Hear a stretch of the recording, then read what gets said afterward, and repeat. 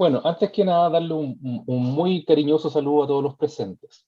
Estimadas profesoras y profesores, junto con saludarlos y esperando que se encuentren bien de salud, al igual que todos sus seres queridos, en nombre de la Fundación Trehuelas y de Trehuelas Institute, queremos darle la más cordial bienvenida al primer taller del ciclo PIE, Derribando Barreras en Aulas Inclusivas, que es el diseño universal para el aprendizaje, que es un taller de características gratuita. Para ello, en esta oportunidad, tenemos el gran privilegio de contar con la destacada profesora Pamela Yáñez Martínez. La profesora Pamela es una educadora diferencial con más de 30 años de experiencia en el trabajo colaborativo en el aula. Es facilitadora especializada en diseño universal para los aprendizajes y en educación inclusiva en atención a las diversidades que existen en nuestras aulas. Actualmente pertenece al equipo asesor del grupo comunidadesinclusivas.org. Nos permitimos recordarle que para el próximo martes 15 de junio impartiremos el segundo taller del ciclo PIE, que en esta ocasión abordaremos el contingente del tema del trabajo colaborativo y la coenseñanza, taller gratuito. Esa cita será para las 15:30 horas y pueden escribirnos a nuestro correo electrónico ti@trehuelasinstitute.cl y a través de él solicitar su inscripción. También queremos comentarle que tuvimos muchísimos colegios interesados en que sus equipos de integración participaran de este encuentro, por lo que el taller será transmitido por nuestras plataformas digitales como Facebook Live. Los invitamos a visitar nuestras redes sociales, Facebook, Instagram y LinkedIn, y no se olviden de dar un me gusta. En estas plataformas siempre estaremos publicando nuestros próximos talleres y actividades. Sean todos muy bienvenidos y sin nada más que aportar, los dejo a ustedes con la profesora Pamela. Muy buenas tardes. Hola, buenas tardes a todos. Un gusto estar aquí compartiendo con diferentes profesionales de los equipos PIE de todo Chile. Sé que hay de distintas zonas de Santiago y también de diferentes regiones y comunas. Así que soy profesora de educación diferencial y perdón, que se me activó una cosa en la pantalla y me perdí.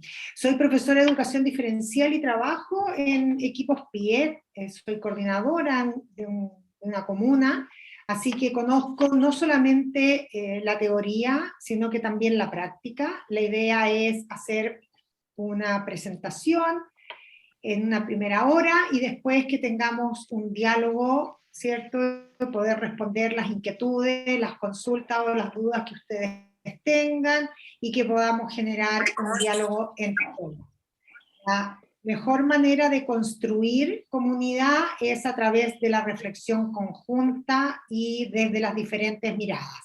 Así que la idea es que podamos ir vinculando los diferentes conceptos y análisis que vayamos haciendo durante esta sesión. Voy a compartir pantalla para que podamos entonces empezar.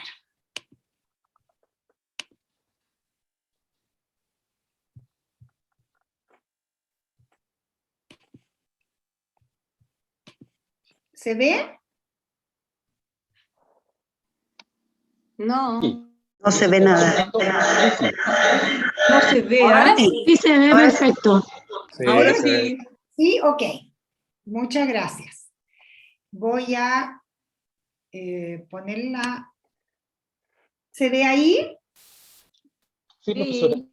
Ok, muchas gracias. Cualquier cosa me van avisando en el chat y si no, me hablan por favor y abren su micrófono. ¿Ya?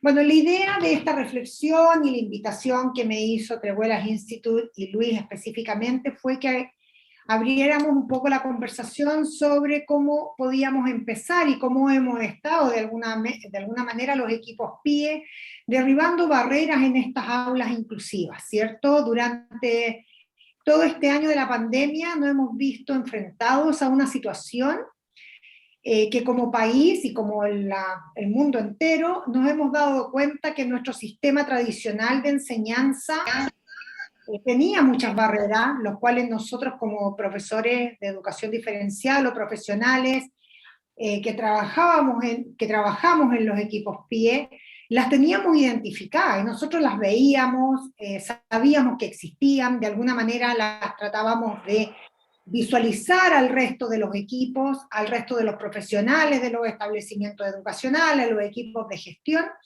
pero muchas veces sentíamos que nuestra mirada era considerada como una mirada muy específica, muy especialista, y que esta definición de barreras no quedaba muy clara en el contexto educativo, y generalmente el rebote que teníamos de las respuestas o de los análisis era que la responsabilidad estaba puesta en el programa de integración escolar, o específicamente en los estudiantes que componían el programa de integración escolar. Por lo tanto, la idea de esta primera conversación que voy a tener con ustedes es ver cómo nosotros, como equipo del programa de integración escolar, empezamos nosotros mismos a romper y derribar las barreras, y empezamos a lograr un trabajo dentro de nuestros establecimientos educacionales que nos permitan avanzar en la mirada de lo que son en realidad las aulas inclusivas, y del cambio significativo que tenemos que tener en nuestro sistema educacional. Y esta conversación no es solamente para Chile, es una conversación internacional, y yo creo que es una excelente oportunidad que tenemos que aprovechar para realmente mover para que se generen los cambios que sabemos que se deben generar, ¿ya?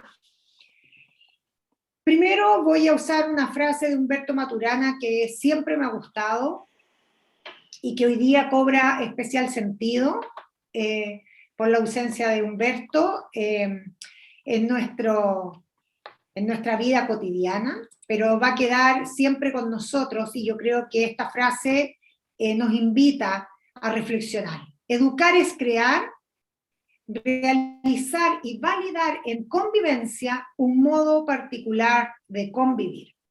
Y yo creo que uno de los elementos fundamentales que siempre hemos tenido claro los profesionales de los programas de integración escolar es que si hemos tenido que hablar de inclusión, si hemos tenido que poner en el tapete la inclusión, ha sido porque han existido instancias de segregación y discriminación profunda. Si nosotros no tuviéramos esa segregación o discriminación profunda arraigada en nuestra sociedad y en la convivencia en nuestra sociedad, nosotros no tendríamos que hablar de procesos inclusivos, sino que hablaríamos solo y exclusivamente de convivir, de la convivencia, del estar y crear y crecer con el otro. Y por eso es que me hace tanto sentido esta expresión y esta idea tan profunda que nos planteaba Humberto Maturana. Bueno, tenemos que crear un lenguaje común, ¿cierto? Ella también. Abajo. ¿Qué es lo que es inclusión? Lo primero que sabemos que de acuerdo al modelo social de la discapacidad y de acuerdo a la Convención Internacional de los Derechos de las Personas con Discapacidad, se ha batallado profundamente por construir un lenguaje común donde las definiciones de los conceptos también tengan una mirada común. Y uno de los aspectos fundamentales es la definición de lo que entendemos por inclusión. La inclusión reconoce al estudiante como persona y no su condición, ¿ya? Por lo tanto, la primera mirada es que nosotros estamos viendo a todas las personas en igualdad de derechos. También la inclusión supone el trabajar cooperativamente entre tres ejes fundamentales, que es la familia, el colegio y los profesionales especialistas, ¿ya? Y los profesionales especialistas no solo asociados a una condición o a una característica de persona con discapacidad, sino que a cualquier profesional especialista que vaya a hacer un aporte ya dentro del establecimiento educacional y para la familia.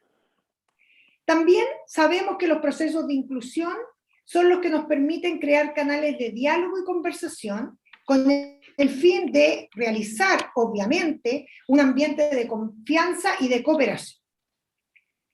Por otro lado, la inclusión nos permite compartir experiencias exitosas, pero también nos debe invitar a compartir y a visualizar las experiencias que nos han llevado a fracasos. ¿Y por qué es tan importante ver las experiencias exitosas como las experiencias de fracaso? Porque las experiencias de fracaso, si son consideradas fracaso, fracaso, es porque ahí hemos visualizado barreras que han existido y que se han dado, que no han permitido entonces que lo que haya sucedido sea considerado un éxito. Y por eso es tan importante definir y visualizar los fracasos como un elemento fundamental para aprender y construir una nueva instancia, ¿cierto? Una nueva convivencia, un nuevo entorno, una nueva forma, ¿ya?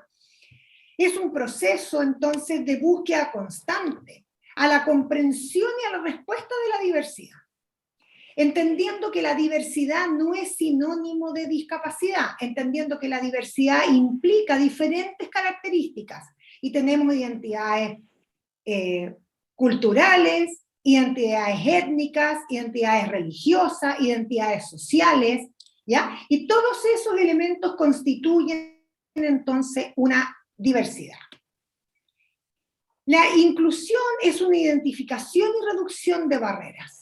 Hablamos de inclusión porque lo que hemos definido en estos procesos, o que lo que hemos llamado procesos inclusivos, es donde hemos estado visualizando a los colectivos que han sido segregados y discriminados, y ahí está el proceso de identificación, y donde hemos hecho un análisis profundo de cómo vamos a reducir las barreras que presentan los diferentes contextos, y específicamente el contexto educativo, para esos colectivos. Todo esto nos lleva a transformar entonces los sistemas y las estructuras para que sean mejores para todos. Y cuando decimos todos, hablamos de todos. Y hoy día, y en el año 2020 sale el HEM Report, ¿cierto? Que es el reporte internacional de la UNESCO, que es un estudio, ¿cierto?, de educación que se hace a nivel mundial, donde el eslogan está puesto en todo significa todos. O sea, estamos abriendo este análisis de mirar la educación inclusiva porque estamos mirando a todos los participantes, sin ninguna etiqueta, sin ninguna forma de discriminación a la base. Lo que pretendemos entonces con la educación inclusiva es aprender a vivir y trabajar juntos. ¿Ya?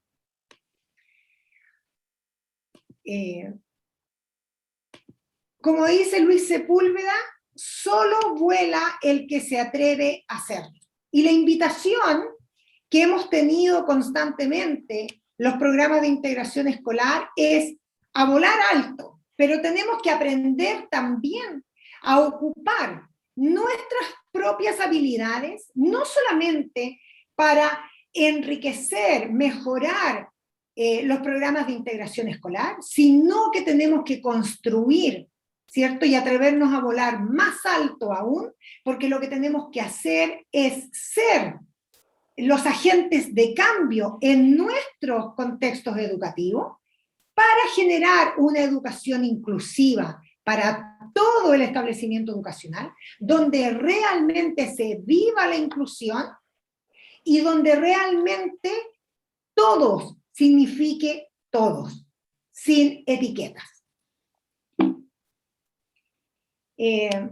Bueno, sabemos que hay elementos que son esenciales para algunos, pero esos elementos que se diseñan o que se planifican o que se piensan, sabiendo que son esenciales para algunos, hemos descubierto en la práctica pedagógica, en las instancias de atención a la diversidad, donde hemos vivido procesos de inclusión educativa incipientes desde mi perspectiva, donde todavía estamos muy anclados en algunas instancias de integración escolar, con grandes deseos de avanzar hacia el proceso de inclusión educativa, pero todavía muy arraigado en la integración escolar.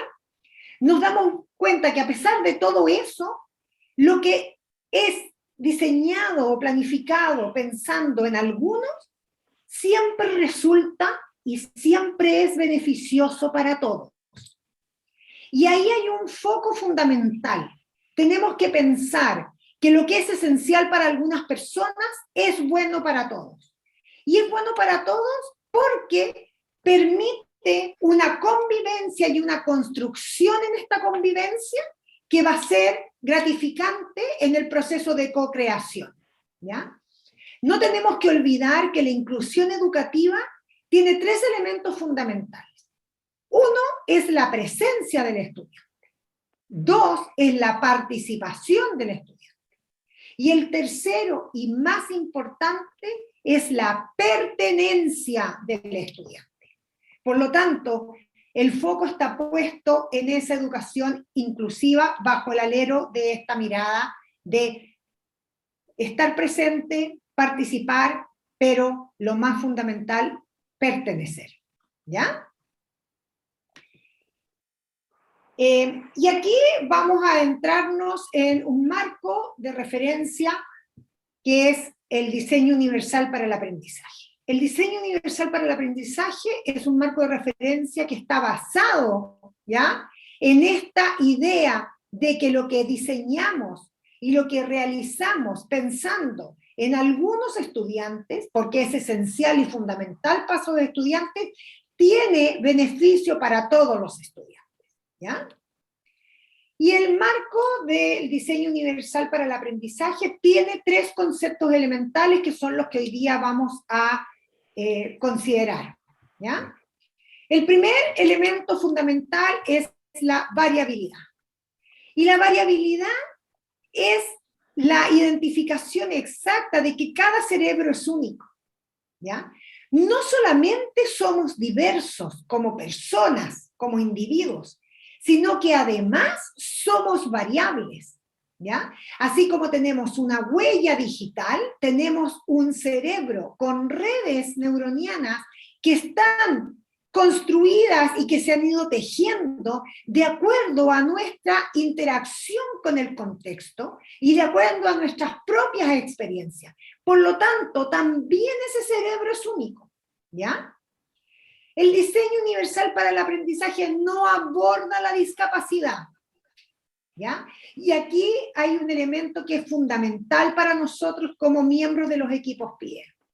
Tenemos que tener claridad absoluta que el diseño universal para el aprendizaje no es un marco de referencia que se elabora pensando en la discapacidad, se elabora pensando en la variabilidad y teniendo como análisis profundo que la variabilidad no es solo relacionada a una condición en particular, sino que tiene que ver con la interacción constante que tenemos con los contextos y en virtud de nuestras propias experiencias. Por lo tanto, no solamente somos variables porque somos diferentes, sino que somos variables porque somos flexibles, volubles y vamos cambiando. Lo que somos hoy día y lo que estamos aquí ahora no somos los mismos y no estamos en la misma sintonía que hace 3 horas atrás, 5 horas atrás, y lo más probable que va a ser muy distinta la forma en que estemos en 6 horas después, ¿ya? Por lo tanto, ahí hay un foco de entender la variabilidad con los cambios que se producen entre las interacciones del contexto y nuestras propias experiencias. Pero además, mira la variabilidad también como un elemento fundamental donde nosotros mismos tenemos diferentes desempeños y tenemos diferentes potencialidades y tenemos diferentes habilidades que se van desarrollando y también nos hacen entonces variables, ¿ya? Y que tener un nivel o una habilidad en un momento no es comparable con las posteriores y no es comparable tampoco con la de otra persona.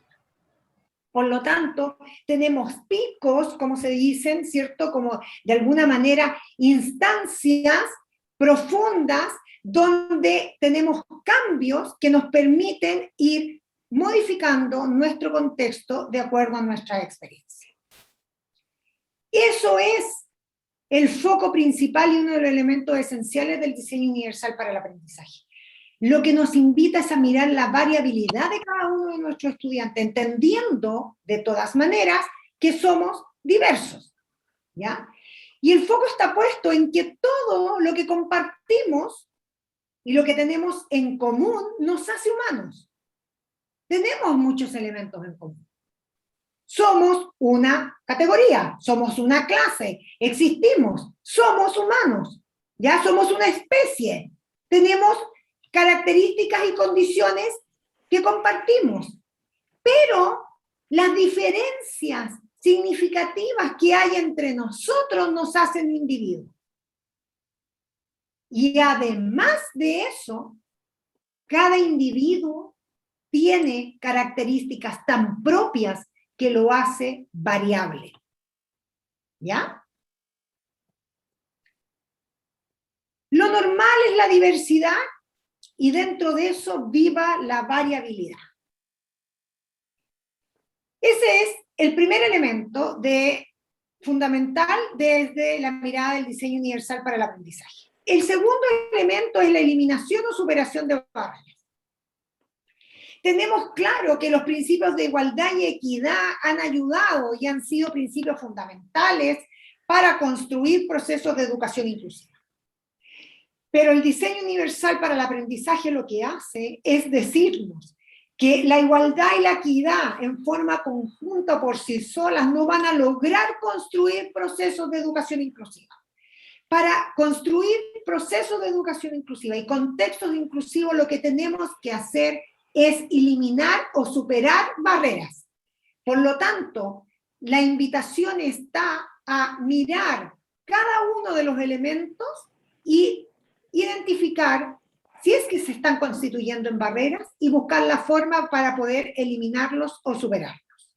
¿Ya? Sabemos que el currículum está compuesto por 5 elementos fundamentales: objetivo, método, espacio, evaluación y materiales. Sabemos que esos elementos curriculares son fundamentales en todo proceso de enseñanza-aprendizaje y constituye lo que nosotros llamamos la lógica didáctica de todo proceso de enseñanza y ayuda entonces, o es elemental para que el estudiante logre trayectoria de aprendizaje. El diseño universal para el aprendizaje lo que nos invita es a visibilizar las barreras que se dan o que se pueden dar en cada uno de esos componentes y ver la forma en que los podamos superar. Como elemento fundamental nos dice que para superar las barreras que se dan en los objetivos, tenemos que plantear objetivos flexibles. ¿Ya? La manera que tenemos de superar los métodos y las metodologías está puesto en dar diversas formas de realización. En el espacio, preocuparnos que sean espacios resonantes, que tengan una lógica y un sentido, donde la pertenencia a ese espacio esté construida, donde yo me sienta partícipe y sienta que soy parte fundamental de todos y de todos los elementos que constituyen mi espacio de aprendizaje. Desde el punto de vista de la evaluación, nos dice que tenemos que enfocarnos en los procesos. Y enfocarnos en los procesos para poder visualizar los criterios claros de logro. Y los materiales son fundamentales porque son los que nos van a permitir acceder a la información. Por lo tanto, estos deben ser diversos para darme la posibilidad de acceder a la información de diferentes maneras. ¿Ya? Y el tercer elemento fundamental del diseño universal para el aprendizaje es el proceso iterativo. El proceso iterativo tiene una lógica. Y la lógica está puesta en que yo debo planificar toda acción y desde el proceso de aprendizaje el estudiante debe planificar toda acción de aprendizaje. Ejecutarla, eso es llevarla a prueba y reflexionar sobre esa ejecución. Eso me permite generar un ciclo de diseño que da una iteración sobre la reflexión de la trayectoria de aprendizaje. En la medida que yo reflexiono en virtud de la trayectoria de aprendizaje, lo que voy haciendo es construir ciclos, ¿ya?, que me permiten ir avanzando en esta trayectoria de aprendizaje para cumplir con la ruta de aprendizaje que está diseñada dentro de este proceso de enseñanza-aprendizaje. Las trayectorias de aprendizaje son individuales. ¿Y por qué son individuales? Son individuales porque a la base del concepto de variabilidad tenemos claro que cada estudiante construye su propia trayectoria de aprendizaje. La ruta del aprendizaje es común, pero las trayectorias de aprendizaje son individuales. Sabemos que el diseño universal para el aprendizaje nos propone una pauta. Estas pautas nos permiten orientar, ¿ya?, el diseño de la ruta del aprendizaje. Y nos da, basado en las neurociencias y en la psicología, nos dan los focos que se sabe son fundamentales de tener claros para que el aprendizaje se produzca. Sabemos que el aprendizaje no se produce si es que estos elementos a la base no están definidos con claridad. Si no hemos captado el interés del estudiante, si no logramos mantener el esfuerzo y la persistencia, si no permitimos o no ayudamos a los estudiantes o apoyamos a los estudiantes para sus procesos de autorregulación, difícilmente vamos a tener una mente preparada para el proceso de aprendizaje. Durante el desarrollo del proceso de aprendizaje sabemos con claridad que para que las redes neuronianas que están relacionadas con la representación de la información necesitan tener 3 elementos fundamentales para que el aprendizaje suceda. Debo percibir la información, debo entender el lenguaje y los símbolos, y debo comprender las relaciones que se están estableciendo con esos constructos. Y lo más importante desde el eje de la acción y la expresión es que sabemos que debo ejecutar, ¿cierto?, para poder expresar y comunicar lo que yo he ido aprendiendo, y que las funciones ejecutivas son fundamentales para que eso suceda. Esto no quiere decir que yo debo ocupar la pauta del diseño universal para el aprendizaje para planificar. Lo que quiere decir es que yo debo tener la claridad de este marco de acción para que me permita identificar dónde están las barreras y dónde se producen las barreras para yo poder proveer los apoyos y los andamios adecuados para que mi estudiante supere esas barreras, ¿ya? Y para que el contexto no permita que esas barreras se queden establecidas, donde, en definitiva, el estudiante no puede lograr su aprendizaje, ¿ya? El compromiso está definido el porqué, ¿cierto? Y ahí tenemos que ver cómo involucramos a los estudiantes en los procesos de aprendizaje. Y tiene que ver efectivamente con esto que yo estaba diciendo antes de la interacción entre el contexto y mis propias experiencias. Si mis propias experiencias han sido de fracaso, obviamente que la forma en que yo me voy a relacionar con el contexto no es la más adecuada. Por lo tanto, necesito visualizar qué elementos en el contexto pueden llevar al estudiante a un fracaso con el fin de proveer una trayectoria de aprendizaje que les sea favorable y que lo ayude entonces a lograr el éxito. La representación se refiere al qué. Al qué se enseña, que está relacionado con la conceptualización, y cómo yo diseño para entregar esa información durante las clases. Por lo tanto, lo que tengo que preguntarme es cómo presento los conceptos a mis estudiantes de diferentes maneras para asegurarme que los estudiantes están recibiendo toda la información que tienen que recibir. Y aquí hay un foco fundamental, la metodología en el aula. No escucho. Aquí hay un foco fundamental que es la metodología en el aula. Hay que dar respuesta a la diversidad, y eso lo hemos escuchado muchas veces. Pero ¿qué significa dar respuesta a la diversidad? Significa romper con el esquema tradicional, donde todos los estudiantes hacen lo mismo. Señora, Janet, perdón, Janet, ¿tienes problemas? ¿No estás escuchando? ¿Los demás están escuchando bien?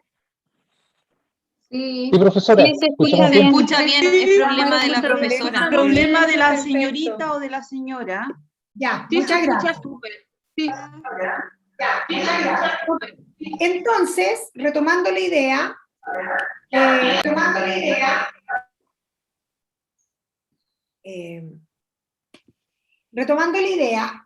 lo que pasa es que la metodología de aula, para que dé respuesta a la diversidad, necesitamos romper con el esquema tradicional. ¿Y el esquema tradicional cuál es? El esquema tradicional es un profesor de aula, ¿cierto? Un profesor básico, un profesor de asignatura en la educación media o un profesor de asignatura en la educación básica también, que presenta una metodología de trabajo donde el esquema que está enfrentando los estudiantes es que todos hacen exactamente lo mismo. Y mientras no rompamos ese esquema tradicional donde todos los estudiantes hacen lo mismo, no vamos a lograr generar una respuesta a la diversidad. Y no vamos a lograr establecer entonces un foco de educación inclusiva que permita dar respuesta a todos los estudiantes. Por lo tanto, el foco en la metodología del aula es fundamental. Tenemos que analizar en detalle cuáles son los elementos constitutivos que se pueden diversificar. Ahora, ¿qué es lo que quiere decir diversificar? Diversificar está centrado a dar diversas, eso es la diversificación, dar diversas formas, diferentes formas, ¿ya? Y tenemos que ver entonces cuáles de los elementos del aula y del currículum son los que nos permiten que diversifiquemos con el foco de poder entonces dar respuesta a todos los estudiantes, ¿ya? Y ahí tenemos diferentes formas de analizarlo. Una de estas es la que yo le presento aquí y hay muchas otras, ¿ya? Una, por ejemplo, cuando yo como profesor estoy mirando elementos constitutivos de diversificación, primero me estoy centrando en lo esencial, ¿ya? ¿Y por qué me estoy centrando en lo esencial? Porque lo que dijimos antes, lo que es esencial para algunos es bueno para todos, ¿ya? Y mi primer foco de atención es que tiene que estar en lo esencial. ¿Dónde está el foco de atención? ¿Ya? Tengo que completar y contemplar las diferencias de los estudiantes, ¿ya? Tengo que darme cuenta que el objetivo y la evaluación son conceptos o son elementos del currículum que son inseparables, ¿ya?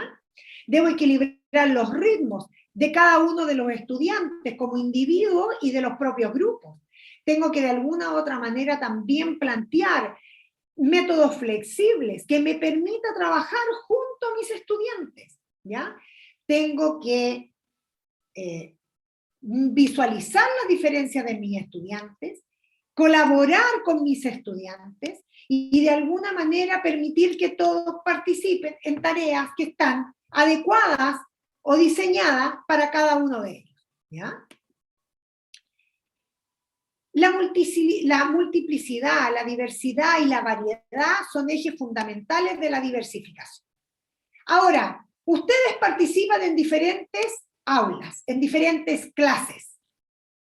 Y ustedes tienen que pensar, si ustedes fueran a las clases que ustedes van durante un mes, ¿qué variedad de maneras de organizar la clase encontramos? Del profesor Juan Pérez, de la profesora Laura, del profesor Manuel. Si nosotros participamos en esas clases y nos damos cuenta que no hay una manera variada de organizar la clase, que la forma en que el profesor sigue presentando la clase sigue estando relacionada con esta metodología tradicional, con una mirada homogenizadora, donde el foco está puesto en un estudiante promedio que sabemos que no existe, donde está puesta donde un estudiante tipo que sabemos que no está sentado en esa aula.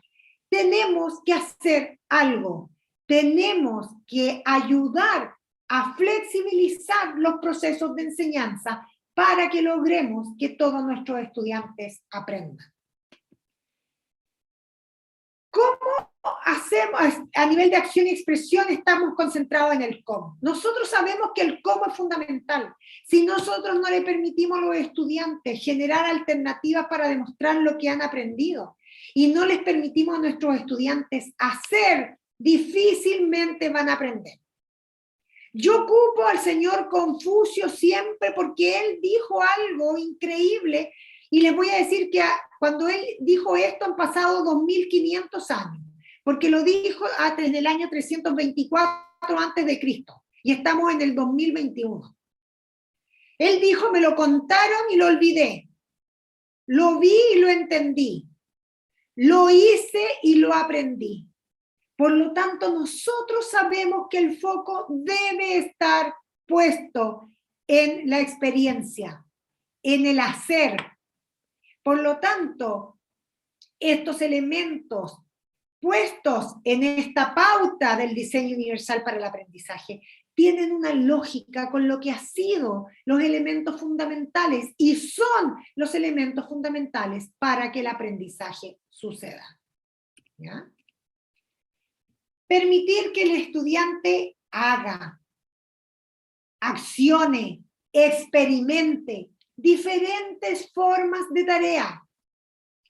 Y cuando hablamos que las metodologías, los métodos y las estrategias deben estar y deben ser flexibles, está puesto el foco en eso, en permitir que los profesores den instancias para que todos los estudiantes puedan participar, para que todos los estudiantes puedan ejecutar diferentes tipos de tareas, que les permita entonces experimentar y experimentar para hacer y para hacer con el gran foco y fin de aprender.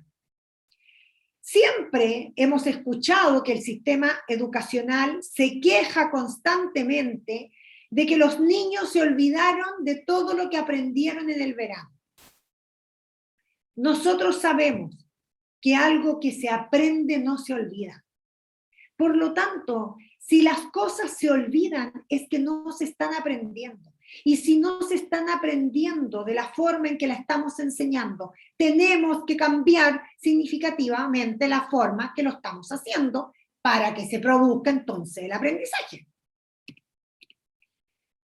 La evaluación es fundamental desde la mirada del diseño universal para el aprendizaje porque es un elemento que debe estar en concordancia y está en concordancia absoluta con el objetivo. Por lo tanto, debemos proveer diferentes actividades y formas de demostrar lo que el estudiante ha aprendido. Y aquí hay un elemento muy importante que es nuestro decreto 67, que nos ha ayudado de alguna u otra manera a poner el foco en lo que sabemos que es esencial, que es el proceso y donde la mirada está en la evaluación formativa, ¿ya? Tenemos que manejar, ¿cierto?, a la perfección, a beneficio propio, los decretos y normativas que nacen y que nosotros sabemos que se constituyen como una gran herramienta para ser precursoras del aprendizaje y para ser precursoras de una educación inclusiva. Por lo tanto, el decreto 67 es una gran herramienta que no podemos desperdiciar.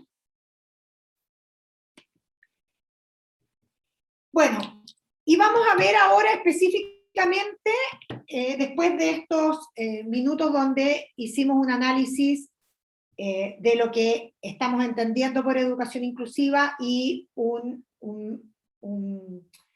una propuesta de un marco referencial, que es el marco DUA, ¿cierto?, donde les di los elementos esenciales, los 3 elementos esenciales que este marco considera.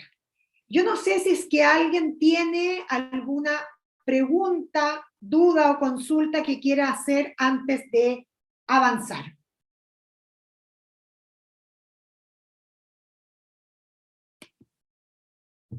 ¿Algún comentario? Quedo abierta a no sé si es que en el chat de Facebook alguien está comentando algo, le gustaría hacer algún comentario o avanzamos.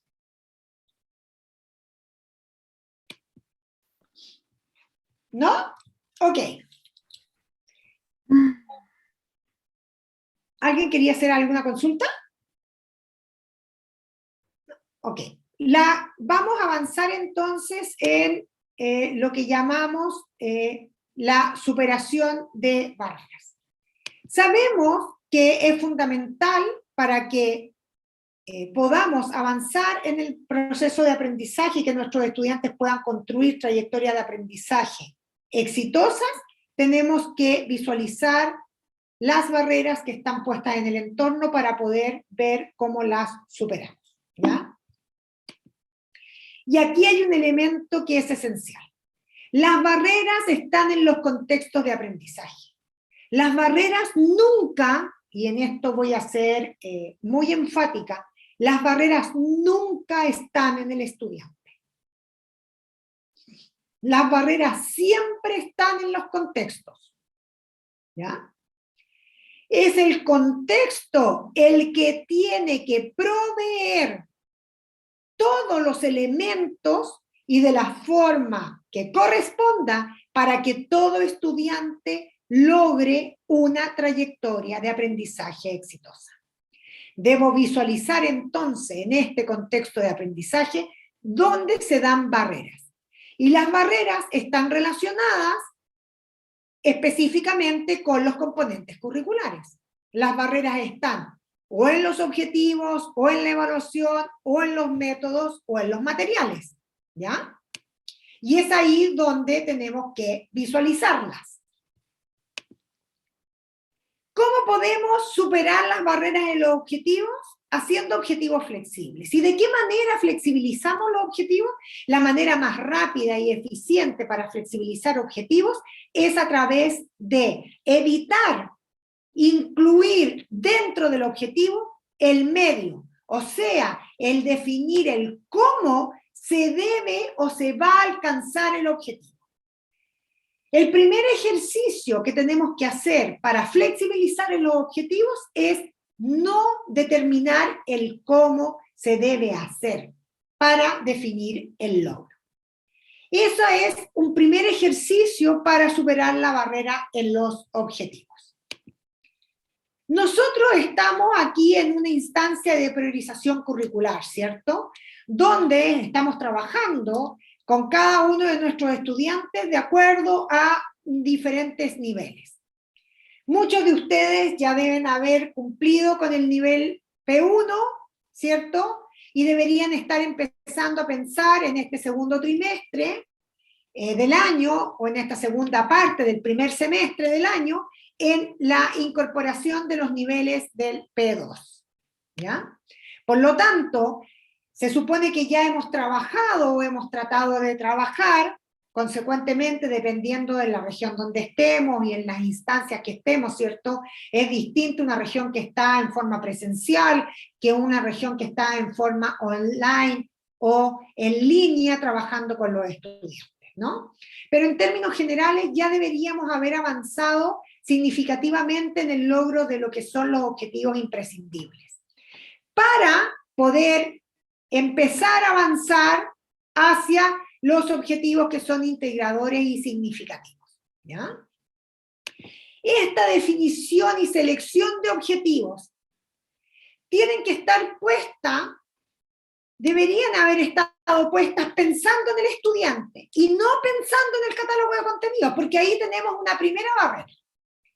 Si la selección de objetivos priorizados estamos pensando en el catálogo de contenido y donde la disputa estuvo puesta entre la definición de los conceptos versus el desempeño o las competencias, ahí hemos constituido una barrera.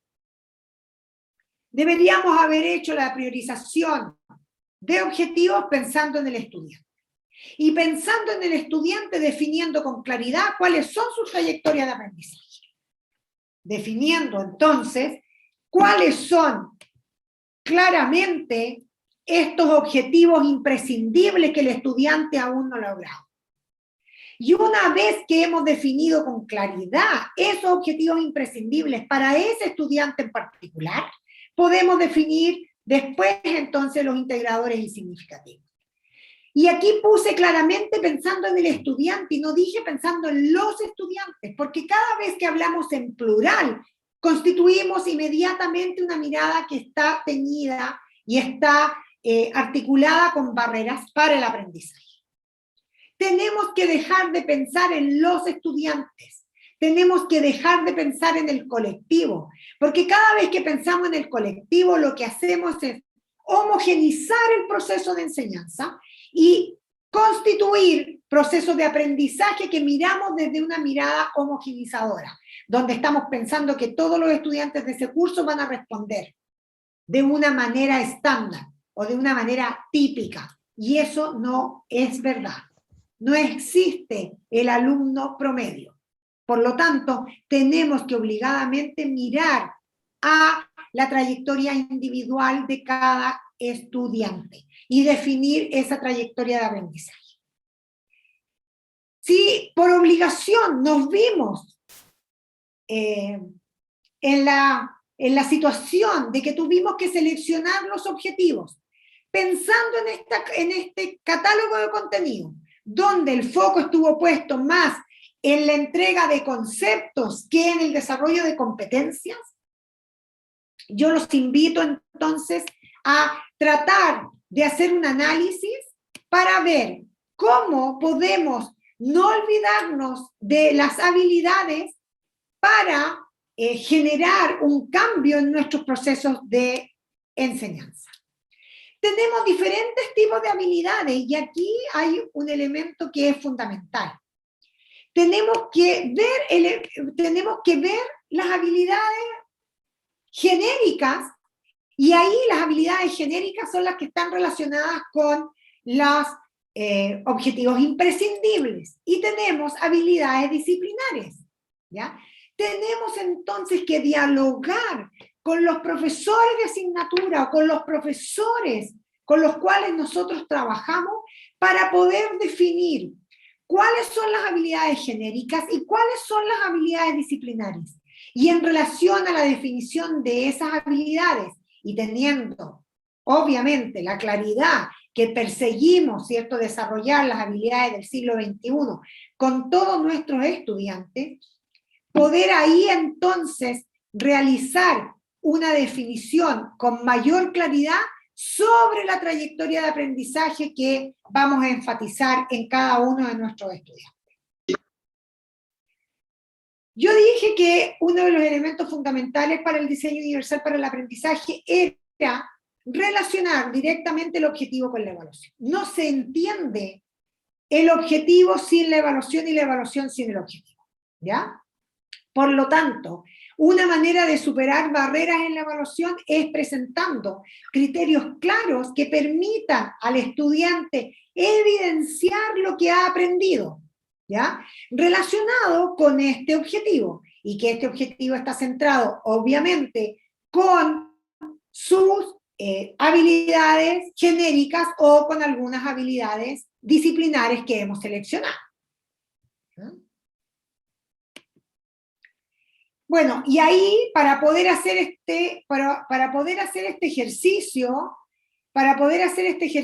tenemos diferentes formas, ¿ya?, y diferentes pautas que nos permiten hacerlo, ¿cierto? Y aquí estoy mostrando algún tipo de pautas, ¿cierto?, que podemos hacer, herramientas que sirven para la evaluación de aprendizaje, donde podemos también definir algunas para hacer seguimiento de los aprendizajes de acuerdo a los objetivos priorizados, determinar si esas habilidades son genéricas o disciplinares, ver de acuerdo a esas habilidades genéricas o disciplinares, ver cuáles van a ser las experiencias de aprendizaje que le vamos a proveer a los estudiantes para desarrollarlas, y definir entonces cuál es el producto esperado en el proceso de aprendizaje o en la trayectoria de aprendizaje del estudiante, para determinar la estrategia evaluativa que vamos a utilizar.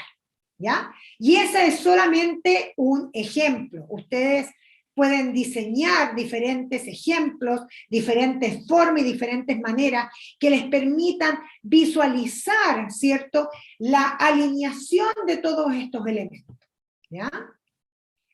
Nunca olvidar las oportunidades que nos ofrece el decreto 67. El decreto 67 es un decreto que apunta a la flexibilización del proceso de evaluación.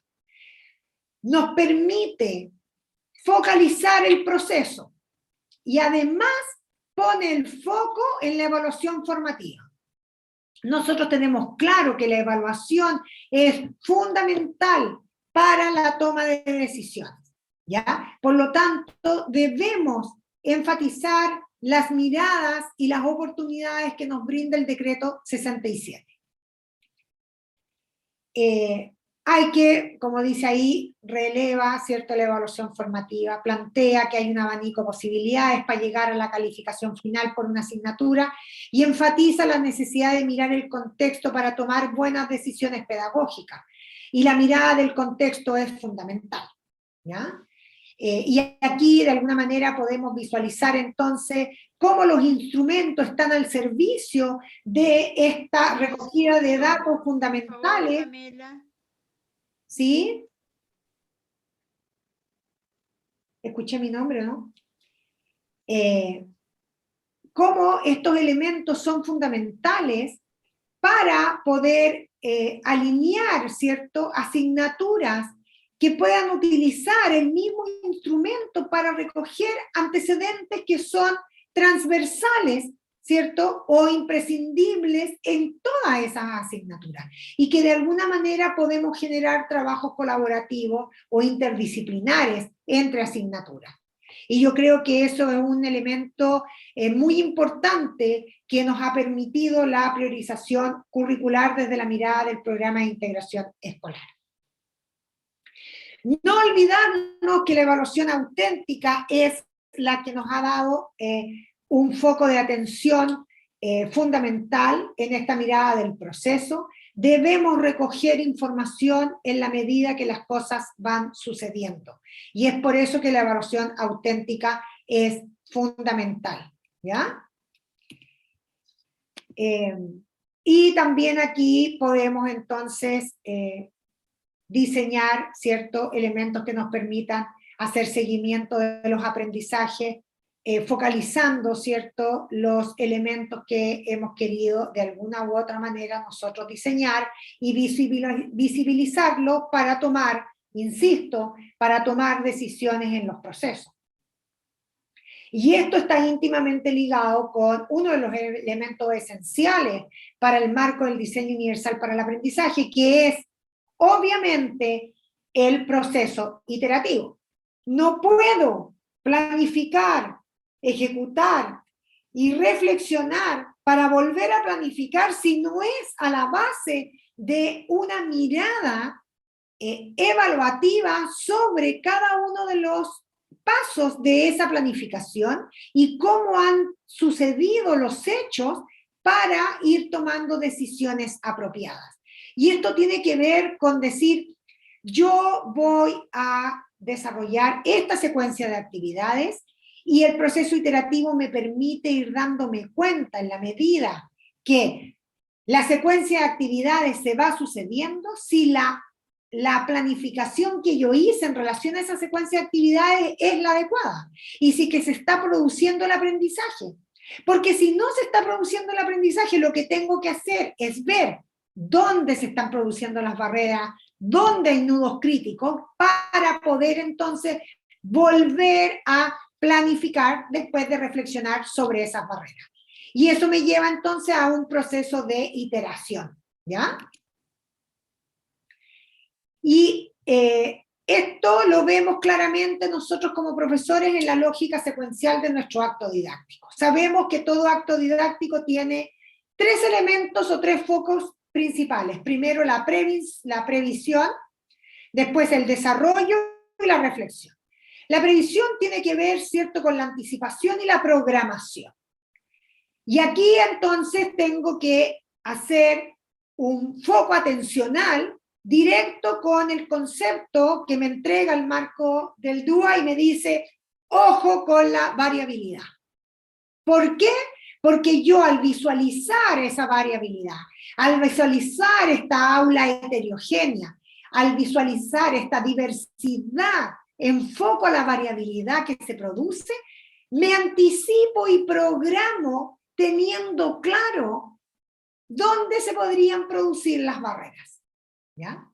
Después me voy a la etapa del desarrollo de la secuencia didáctica, ¿cierto? Donde está entonces la implementación de esas acciones, o sea, de todas esas actividades que nosotros diseñamos utilizando o proponiendo diferentes métodos y metodologías de acción que va a permitir que el estudiante ejecute, practique, ¿cierto?, en este proceso de llevar a la práctica, ¿ya?, esto que me están diciendo que yo debo aprender, ¿ya?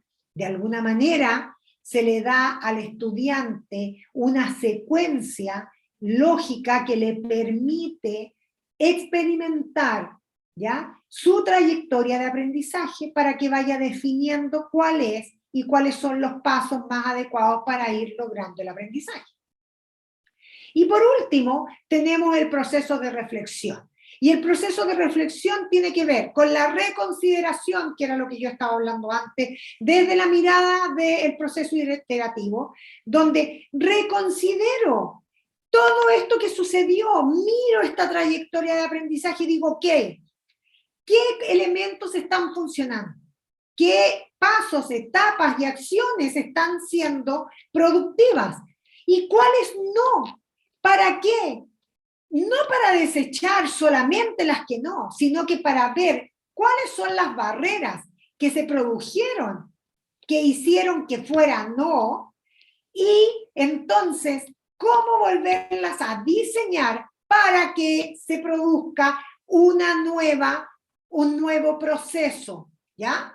Y entonces ahí hago una evaluación y vuelvo entonces al inicio de esta lógica secuencial del acto didáctico.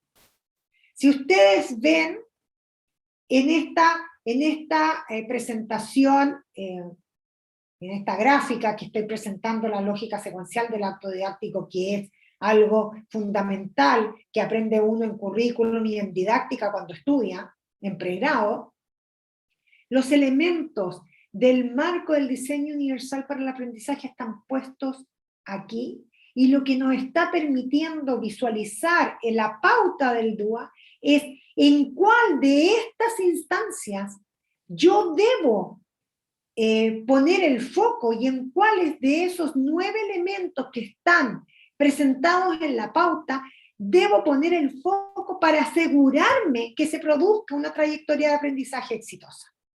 ¿Y cuándo una trayectoria de aprendizaje es exitosa? Solo es exitosa cuando todos los estudiantes aprenden. Si no hay aprendizaje en todos los estudiantes, no es una trayectoria exitosa. Nunca nos tenemos que olvidar que lo que es esencial para alguno siempre es bueno para todos, ¿ya? Y no tenemos que entonces, de alguna manera, frenar esa forma de presentar las diversas opciones, teniendo claro que para algunos es esencial que esa opción esté. Pero también mirando que esa opción también es buena para otro que la puede utilizar, aunque yo al diseñarla sienta que tal vez no es tan esencial para ese estudiante, ¿ya? No sé si es que hay alguna pregunta, consulta o duda.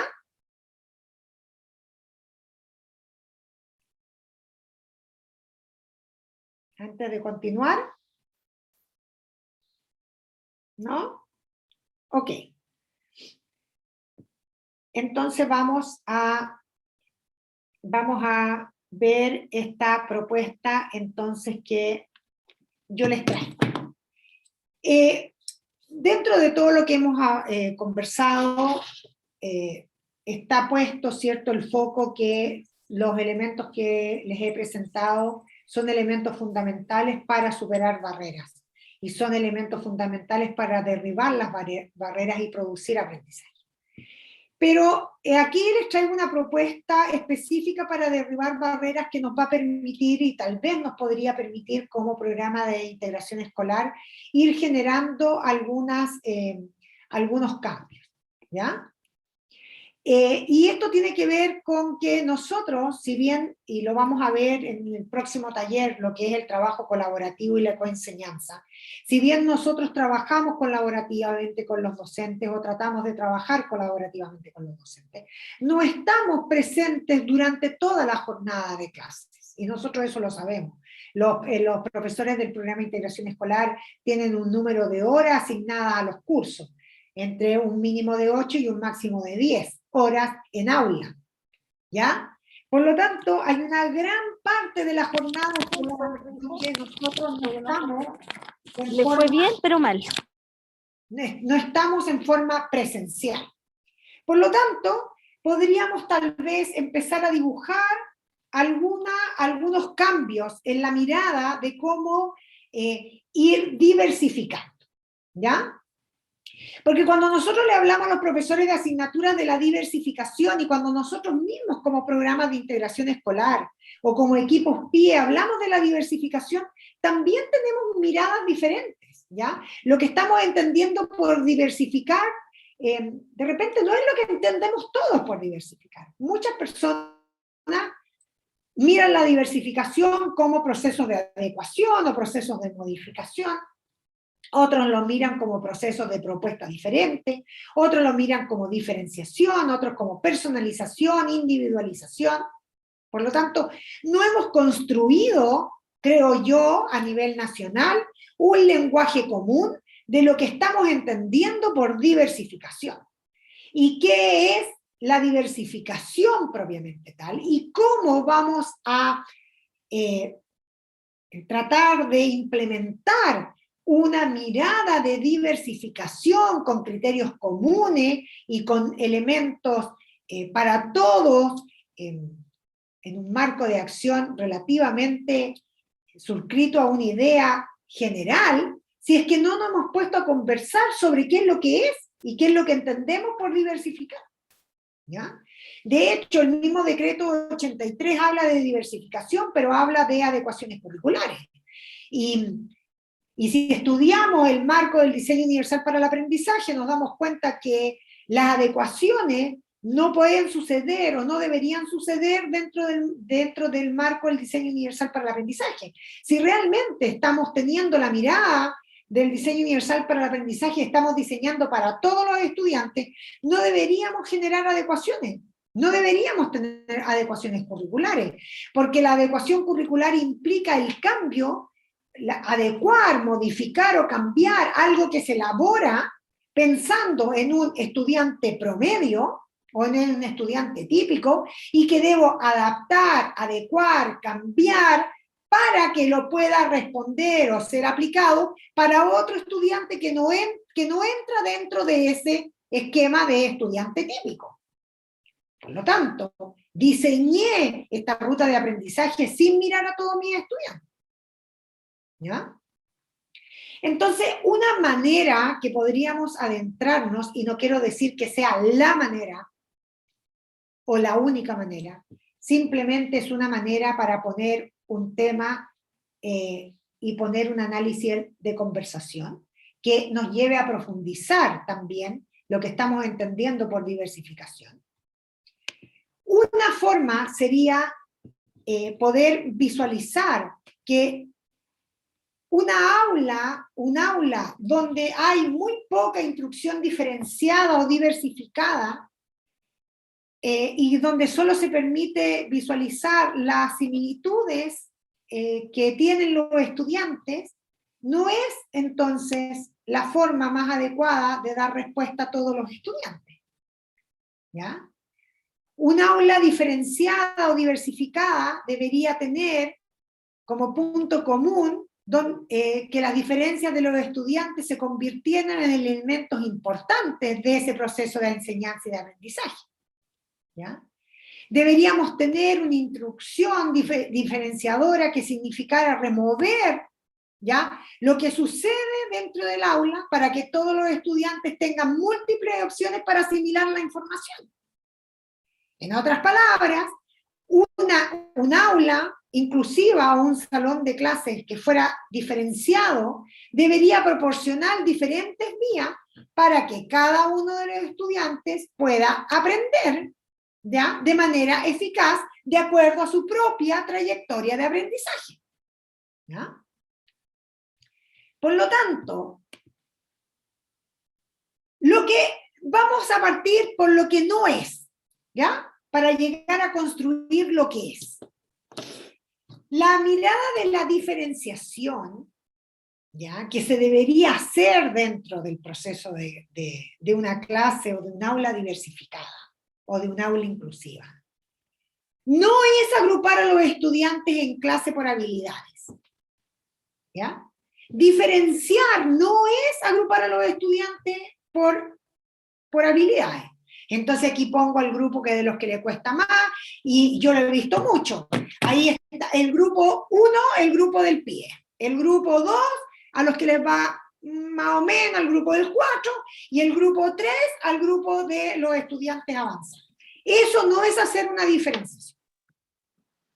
La diferenciación no es incompatible con las normas, ¿ya? La diferenciación no es enseñar para algunos estudiantes. No es mayoritariamente para estudiantes identificados con necesidades educativas especiales. Ya, que he echado 2 veces cocina al baño y no lo puedo destapar No todavía. es tampoco un conjunto de estrategias de instrucción diferente, ¿ya? No es algo extra que se debe hacer sobre la buena enseñanza. Y no es tener habilidades para agrupar dentro de un aula, ¿ya? Por lo tanto, la diferenciación, ¿ya?, lo que pretende es, de alguna manera, generar procesos que permitan a todos los estudiantes aprender en esta trayectoria de aprendizaje respetándose sus diferencias, pero trabajando con un colectivo. No es homogeneizadora y no pretende reformar al estudiante, ¿ya? El estudiante no se va a asimilar ni se va a rehabilitar. El estudiante va a responder de acuerdo a su propia trayectoria de aprendizaje. Y el diseño está pensado bajo esa mirada de que todos los estudiantes son enriquecedores para ese proceso de enseñanza. Por lo tanto, lo que sí es la diferenciación es una idea muy antigua basada en una enseñanza eficaz, ¿ya? Las lecciones o los contenidos o las unidades están diseñadas alrededor de patrones de requerimiento o apoyo de los estudiantes. ¿Por qué? Porque hace una muy buena definición sobre las barreras, ¿ya? Permite valorar y planificar para la diversidad en entornos heterogéneos, ¿ya? Es necesaria para el éxito estándar, ¿ya? Y porque permite responder al estándar ampliando el rango en relación a todos los estudiantes. Tengo desde el estudiante que presenta mayores requerimientos dentro de mi aula, o sea, los que necesita mucho apoyo y gran cantidad de andamiaje, hasta un estudiante que no requiere y no tiene grandes requerimientos para desarrollar su proceso, su trayectoria de aprendizaje. Por lo tanto, veo un amplio rango de estudiantes dentro de esta aula heterogénea. Usa una agrupación flexible, dinámica y diversa durante todo el proceso, ¿ya? El núcleo está puesto en proveer una enseñanza de calidad, ¿ya? El estudiante debe estar enfocado en las diferentes formas de pensar que le pueden proveer trayectorias de aprendizaje exitosas. de alguna u otra manera, lo que queremos hacer es diseñar, abordando el aprendizaje y las necesidades afectivas de todos los estudiantes y que todos los estudiantes tienen para el logro de sus propios aprendizajes. ¿Ya? Desde esta mirada de la instrucción diferenciada, lo que estamos mirando es que es proactiva, es más bien cualitativa que cuantitativa, se basa en el diagnóstico que nos permite visualizar los talentos de nuestros estudiantes y sus propias potencialidades. De alguna u otra manera, proporciona múltiples enfoques al contenido, al proceso y al producto, ¿ya? Considerando al contenido como el input de lo que vamos a aprender, el proceso como la forma que voy a proceder para encontrarle sentido a esa idea y a esa información que me van a permitir generar las experiencias para mi aprendizaje. Y el producto es cuando yo como estudiante voy a lograr demostrar todo lo que he aprendido. ¿Ya? Está centrada en los estudiantes. Y el foco debería ser, ¿ya?, puesto siempre en las habilidades. ¿Ya? Implica, ¿cierto?, un flujo dentro de la forma en que se trabaja. No son clases lineales, ¿ya? No es una interacción de convivencia de todo el grupo en forma lineal, más bien son flujos de tiempos y de experiencias, ¿ya? Lo que hace que sea una forma bastante dinámica de visualizar el proceso de enseñanza-aprendizaje. Es más bien orgánica, ¿ya? Y es orgánica porque va evolucionando en la medida en que vamos colaborando, por lo tanto es dinámica, ¿ya? Los docentes supervisan que estas situaciones que se están planteando en forma cooperativa y colaborativa vayan sucediendo, proporcionando, ¿cierto?, como docente las mediaciones adecuadas para que vayamos entregando los andamios que podamos proveer durante la trayectoria de aprendizaje de nuestros estudiantes. La diferenciación de alguna manera le da vida a este aula, permitiendo que cada estudiante exprese y viva de diferentes maneras su proceso de aprendizaje. El docente planifica proactivamente y lleva adelante diversos enfoques del contenido. Por lo tanto, presenta múltiples opciones de tareas y da la posibilidad de generar diferentes tipos de actividades. El proceso y el producto de la enseñanza tienen un enfoque dinámico y me debo anticipar para dar respuesta, ¿cierto?, a las diferencias que hay entre las aptitudes, los intereses y las necesidades de aprendizaje de todos mis estudiantes. ¿Ya? Por lo tanto, no estoy mirando a un grupo de estudiantes en particular, sino que estoy mirando a todos los estudiantes que componen esta aula heterogénea. ¿Ya? Hay diferentes formas de hacer la diferenciación. Puede ser guiado por principios generales de diferenciación, lo puedo hacer ajustando contenidos, proceso, producto, o también de acuerdo a patrones de estudiantes, por aptitudes, por intereses o por preferencias de aprendizaje. No importa cuál elija o cuáles de estas elecciones, la idea es tener claridad de que el bienestar está puesto en el proceso de aprendizaje de los estudiantes. ¿Ya? La invitación hoy día para ustedes, en este taller, es que los quiero llevar a que reflexionen con la siguiente analogía. ¿Qué quieren ustedes para trayectoria de aprendizaje de sus estudiantes? ¿Qué le quieren proveer ustedes a sus estudiantes? ¿Ustedes le quieren proveer a sus estudiantes un menú? ¿O ustedes le quieren proveer a sus estudiantes un buffet? Siempre pensando que lo fundamental es permitir trayectorias de aprendizaje que generen instancias profundas de superación del proceso y que todos los estudiantes aprendan. Muchas gracias. Me voy a dejar de compartir la pantalla para poderlos ver y responder en estos 10 minutitos que nos quedan.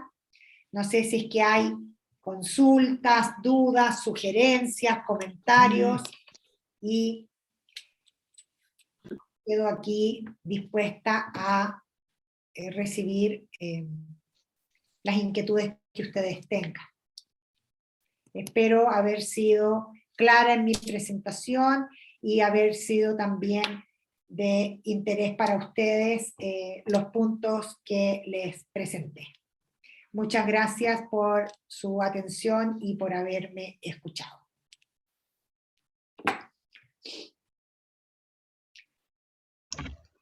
¿Profe? Sí, René. Hola. Hola. Bueno, primero que todo me gustaría agradecer por el contenido entregado hoy día. Destacar que la presencia del modelo social como cambio de paradigma para el enfoque inclusivo frente al biomédico que es el que estamos acostumbrados, que últimamente estaban en algunas charlas y no hacen referencia ninguna al modelo social. Entonces yo creo que eso es un cambio actitudinal de los profes, sobre todo, fundamental. Un cambio actitudinal y luego técnico. Eso. Y una pregunta, en su experiencia práctica que nos comentaba al principio cuando la presentó Luis o Patricio, ¿cómo le ha tocado ver que los profesores puedan efectivamente implementar estas prácticas de evaluación auténtica, evaluación formativa, de cambiar un poco el foco frente a un foco hacia la diversificación en relación a, esta es la pregunta de siempre, en relación a la cantidad de horas y en relación al trabajo con 30 alumnos y 35 alumnos, si es viable o no es viable, si hay mucha resistencia? ¿Qué nos puede contar al respecto? Mira, mi percepción, gracias René por tu pregunta, primero que nada estoy absolutamente de acuerdo contigo que nosotros tenemos, o sea, si nosotros como programa de integración escolar tenemos una gran misión, primero es poner en la palestra el modelo social. O sea, nosotros tenemos esa obligación, nosotros tenemos que despojarnos del modelo rehabilitador, o sea, tenemos que construir ese cambio paradigmático y tenemos que ser agentes de cambio, de ese cambio paradigmático. No podemos seguir avalando el modelo rehabilitador, tenemos que llevar la práctica pedagógica hacia el modelo social, primero. Segundo, yo creo que hay una gran resistencia en el sistema educacional. Y yo voy a decir claramente por qué se produce esta gran resistencia. Se produce esta gran resistencia porque los programas de pregrado tienen mallas curriculares que adolecen de toda entrega de preparación para los profesores. Entonces, yo quiero ser súper clara. Yo sé que muchas veces decimos, pucha, este profesor que no cambia, este profesor que es duro, este profesor que no quiere. Pero vámonos un poco más atrás también, ese profesor se preparó en pregrado y apenas tuvo un módulo de 4 horas, de 8 horas y con mucho ejercicio, ya, pero ya en un derroche de horario, un módulo que duró un semestre entero y que fueron 2 horas a la semana, donde los prepararon para educación inclusiva, atención a la diversidad, currículum diferenciado, adecuaciones curriculares, modificación. Entonces, en definitiva, seamos claros. Tenemos que empujar porque aquí hay que hacer un cambio a nivel país, a nivel de nuestro sistema educacional. Tenemos que preparar a los profesores, a todos los profesores.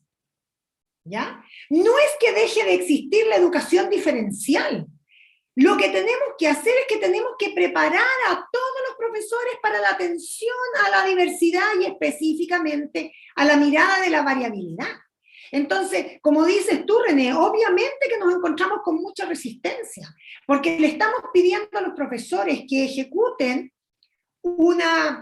primero que ejecuten un paradigma que nadie los ha preparado y por los cuales tampoco tal vez ellos se sienten muy cautivos al principio, porque por algo son profesores básicos, o educadores de párvulo, o profesores de educación media, y ninguno de ellos estudió educación diferencial, primero que nada, ¿cierto?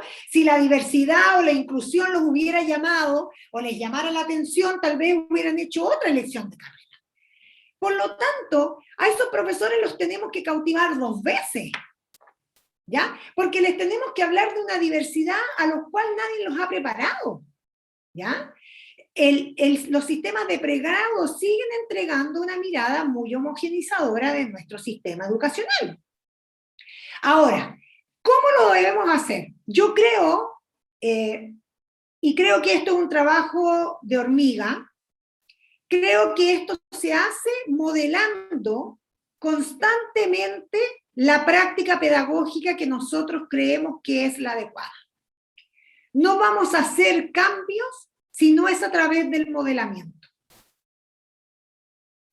Entonces, si tú me preguntas, René, ¿cómo lo tenemos que hacer? Yo creo que tenemos que modelar instancias de evaluación auténtica, de evaluación de procesos, de recogida de datos, flexibilización de metodología, diferentes estrategias, siendo nosotros los promotores de que eso suceda dentro del aula. Y siendo nosotros los monitores o los modelos de esa práctica pedagógica. No vamos a lograr un cambio exigiéndole al otro que genere el cambio. Tenemos que nosotros empujar el cambio. Ahora, por eso es que diseñamos este ciclo de talleres pensando que el segundo taller es trabajo colaborativo y coenseñanza, porque ahí obviamente vamos a aterrizar muchos de los elementos que hoy día yo les puse en la mesa y que vamos a poder de alguna manera visualizar cómo lo llevamos realmente a la práctica a través de las horas de colaboración y de los modelos de coenseñanza, ¿cierto? Espero, René, haber dado respuesta a tu inquietud. Sí, profe, gracias. Y bueno, interesante los cursos que se vienen y mira, yo siempre, como sorry de ser majadero, el año pasado también lo hice en un par de intervenciones acá en Trehuela. Ustedes, los académicos que ya están validados y que tienen la credibilidad de repente para poder llegar a ciertos grupos de interés que pueden tomar decisiones a nivel de política pública, yo sé que lo hacen, Seguridad de Educación 2020 lo hace, incluir tareas de todos de repente también lo hace. Hay que insistir, creo yo, al Consejo de Educación, al Ministerio de Educación, para que también puedan descomprimir lo que significa el CIMSE y la PSU, validar desde arriba estos mecanismos de evaluación de procesos y evaluación formativa, sacarse esta obsesión por cuantificar un proceso que es eminentemente cualitativo como el aprendizaje y que los profesores se sientan también respaldados en su trabajo. Porque si no, nosotros podemos creer mucho, bueno, yo soy profesor, no soy diferencial, podemos creer mucho en un modelo social, en la inclusión versus la integración y pero si el UTP me está hinchando porque hago mal la pega, según él, o según lo que a él le piden, es poco lo que podemos avanzar por mucho que nosotros estemos comprometidos con estar aquí en esta charla. Entonces, el llamado es que hay que unirse para que desde arriba las políticas públicas puedan también respaldar. Yo estoy de acuerdo con usted, profe, en que el cambio parte por uno, en que hay que hacer trabajo hormiga, en que no puedo quedarme de brazos cruzados esperando a que Pati Estado venga a decirme lo que tengo que hacer y a que me proteja. Pero sin embargo, tiene que ser un proceso, ojalá en paralelo. Si no... Sí, bueno, yo la verdad, yo lo hago bastante, yo te hago, acuso recibo y voy a hacer eco de lo que tú estás diciendo, René. Yo pertenezco al directorio de la Asociación Nacional, la Asociación Gremial Nacional de Educadores y Profesores de Educación Diferencial de Chile. Soy nueva en este directorio y estamos empujando, de hecho hoy día tenemos reunión, estamos empujando a hacer un catastro nacional de todos los profesores de educación diferencial, y estamos proponiendo hacer ese catastro porque lo que queremos hacer es empujar cambios y políticas públicas desde el Ministerio de Educación, y para eso necesitamos hacer una fuerza común que esté basada en un foco técnico, ¿cierto? Y donde queramos dar la pelea desde la fundamentación técnica de los cambios que se tienen que venir a nivel educacional. Y hay mucho estudio y mucha investigación internacional que avalan esto que estamos conversando. Entonces no es una idea loca que se le ocurre a un grupo de personas, sino que esto tiene un apoyo, ¿cierto?, de investigaciones científicas a nivel internacional, que de una vez por todas aprovechemos la pandemia para algo. Yo creo que siempre hay que mirar el vaso medio lleno.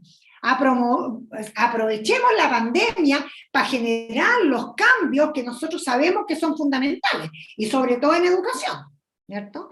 Aquí, como me dice, promover las comunidades de aprendizaje, obviamente, compartir las metodologías, ¿cierto? De alguna manera, obviamente que ser lo suficientemente generosos para transmitir nuestros conocimientos, para transmitir nuestras propias experiencias, y lo que yo decía antes, no solamente las exitosas, si de repente las mejores reflexiones están en las experiencias de fracaso, ¿o no? Si pensamos en nuestra propia vida, ¿dónde han sido los procesos, o cuáles han sido los procesos de vida que más nos han hecho aprender? Los momentos en que hemos fracasado, en los momentos en que sentimos que no logramos las cosas como las querían lograr, y esos fueron los elementos que nos hicieron crecer. Bueno, muchas gracias, Luis, muchas gracias por la invitación a este ciclo. Me parece que va a ser una conversación muy interesante, hay muchos participantes, espero haberlos cautivado para poder seguir viéndonos, y no sé, me da la idea que no hay más consultas. Estaba atenta al chat y no han habido consultas aquí, no sé si es que alguien quiere decir algo antes de cerrar, y si no es así, les quiero agradecer sinceramente por su participación.